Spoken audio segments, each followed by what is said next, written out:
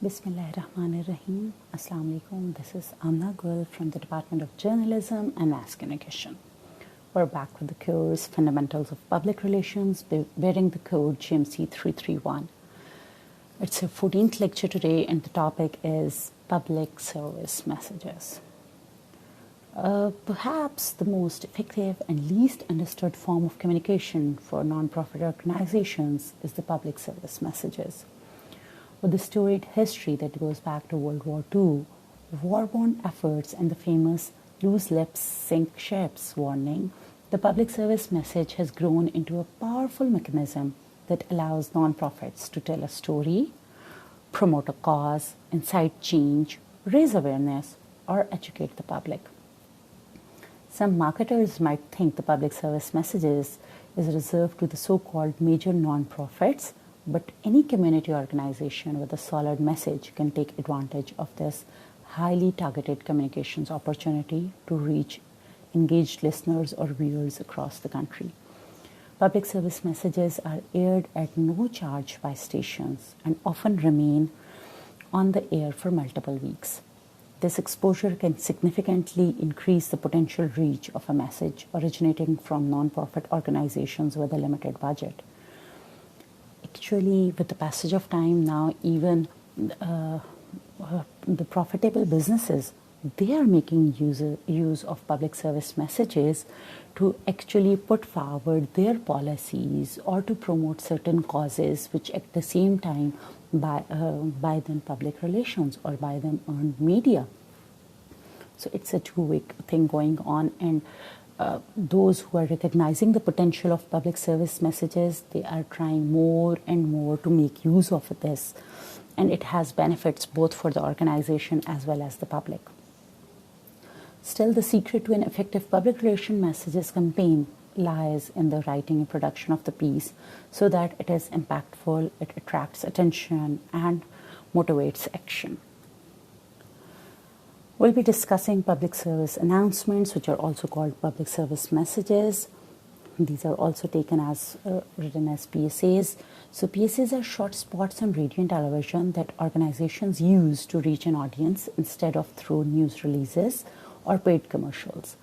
PSAs, as they are commonly known, are similar to news releases in that they usually announce something and provide information of interest to the public.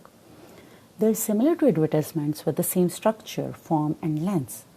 But PSAs are different than other public relations forms in these respects, as PSAs are unpaid radio and television promotions. They are available only to non-profit organizations, government agencies, or civic groups that serve the public interest. PSAs advance an idea or policy, educate the public, or garner support for the activities of the organization that serve the public. Now the question is, what is public service message?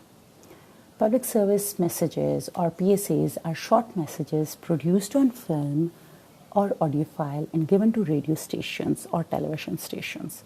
Generally, PSAs are sent out as ready-to-air audio files or video files, although radio stations, especially the community or public stations such as campus radio or Radio Pakistan affiliates, sometimes prefer a script than that their announcers can read live on the air.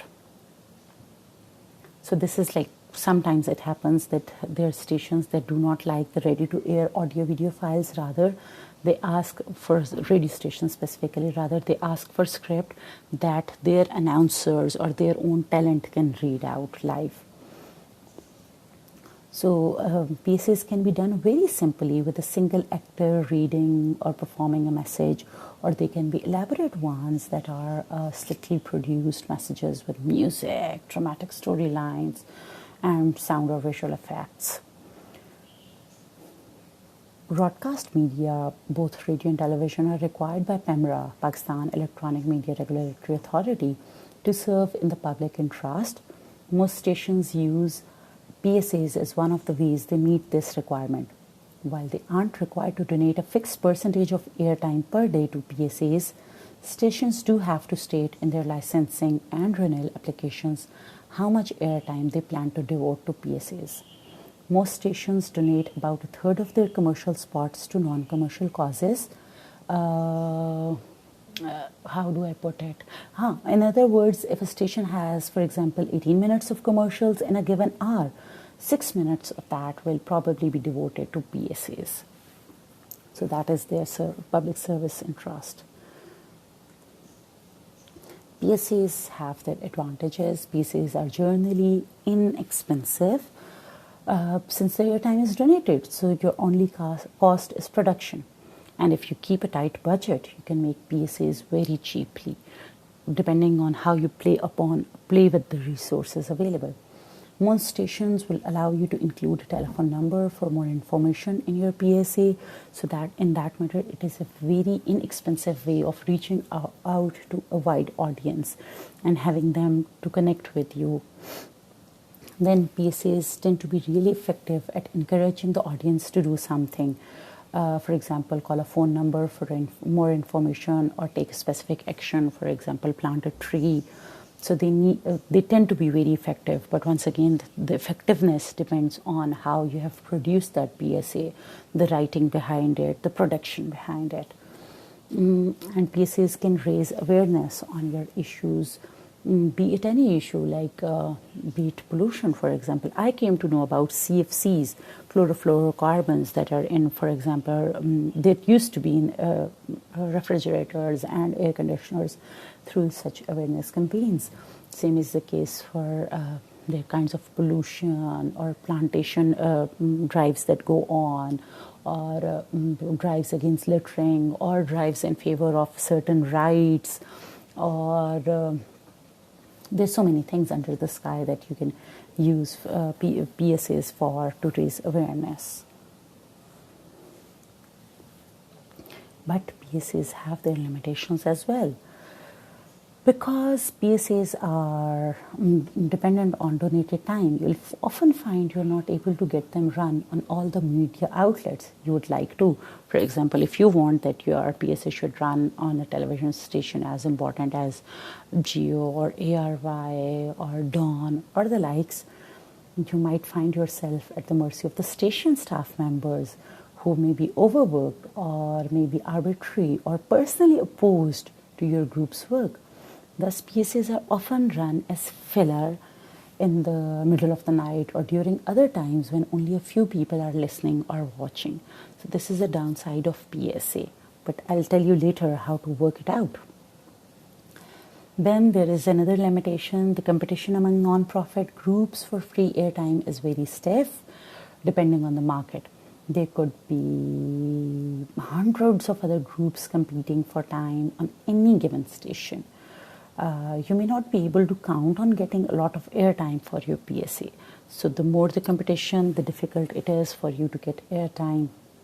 Then there is this thing that stations tend to shy away from controversial PSAs. If your group focuses, the group or the organization you represent, if it focuses on an issue that is subject of heated public debate, for example, religious liberty, especially for the minorities, or transgender rights, for example, you may have a hard time convincing stations to run your PSA. In Pakistan, we have been through a lot of debates regarding the religious liberty of minorities.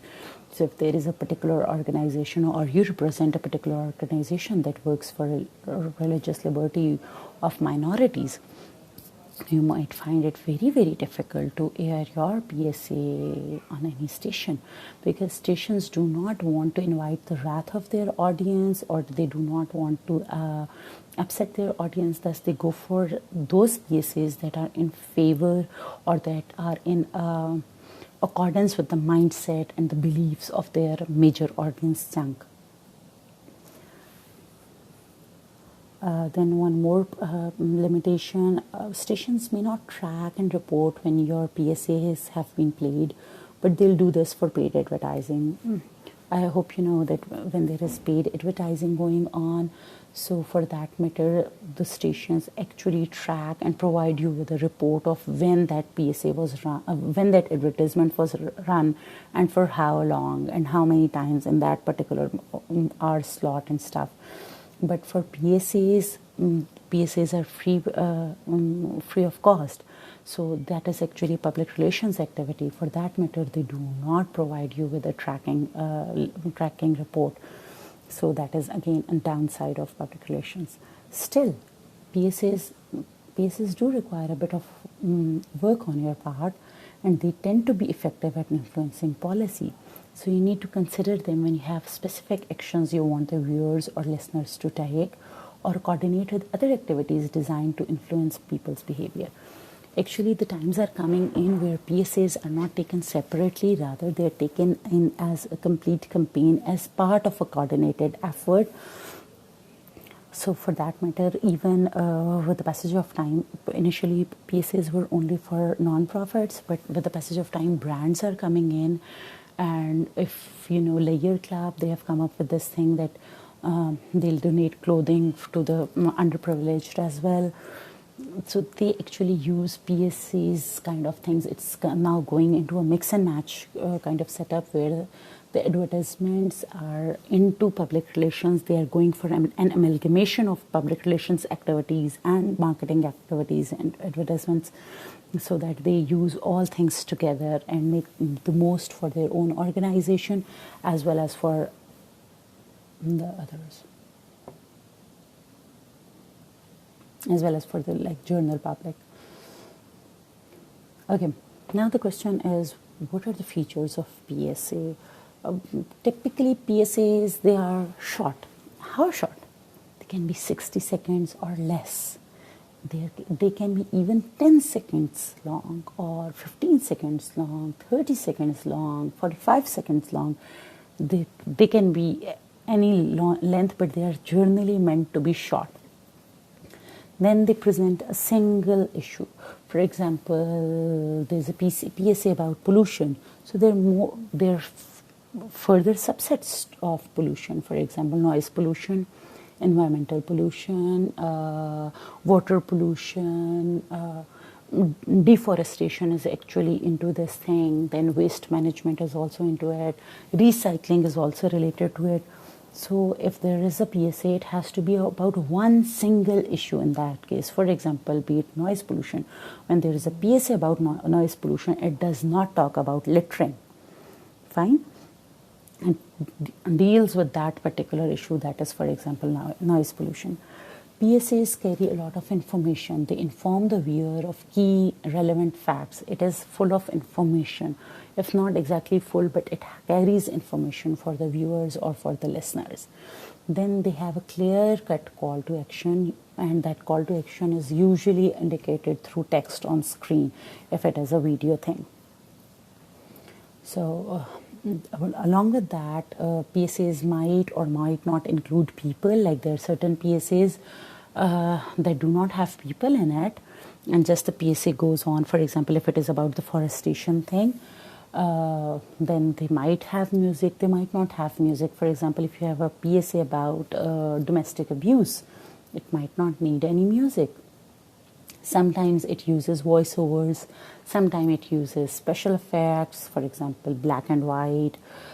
It might use transitions or editing to enhance the video. But most importantly, PSAs aim to leave behind a lasting impression.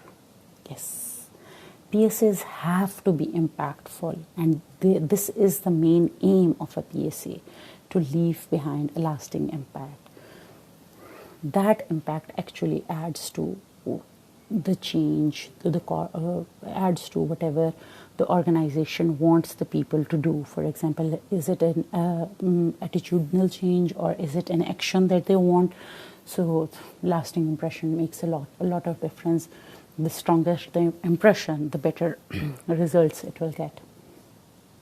But the question is, what makes an effective PSA?